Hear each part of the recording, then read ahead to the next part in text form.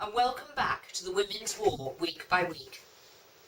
During these chats, we have often talked about nurses and doctors, but, like all organisations, hospitals need backroom staff, and, of course, the Scottish Women's Hospitals were no exception. So, this time I thought you might like to hear about a cook, and her first impressions of the so-called magnificent Abbé de Royaumont. So, let me introduce you to Dorothy Littlejohn. I think she's rather an interesting character. She was one of the SWH's oldest volunteers, as she was 38 in 1914. She was a highly trained cook who had graduated from Edinburgh College of Domestic Science. She decided that she would offer her services to the war effort.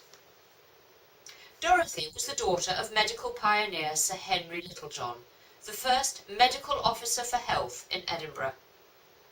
He had been a strong supporter of Sophia Jex-Blake, one of the very first female doctors who had fought long and hard for medical education for women.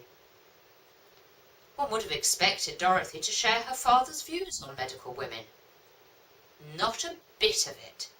She did not approve of women doctors, nor, perhaps ironically, in view of the Scottish Women's Hospital units being founded and funded by ardent supporters of women's suffrage, did she approve of the idea of votes for women. However, her culinary skills and her knowledge of French would prove useful to the French volunteers.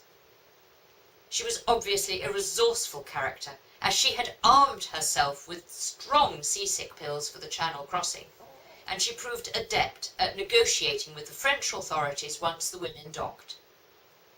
Negotiating and cutting their way through red tape would be so much a part of women's war experiences. 10 days or so after their arrival at Royaumont, Dorothy was in despair about the kitchen and other Royaumont facilities. On the 11th of December 1914, she wrote to her fiancé. In her letter she admitted that, although its outward appearance was charming, the inside rather appalls one at first.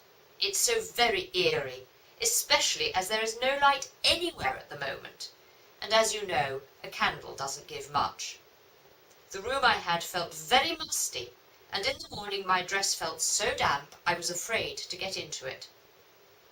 However, it was more than a musty dress that caused Dorothy difficulties, as you'll find out if you come back to hear more about the Women's War week by week and the women at the magnificent Abbé de Royaumont.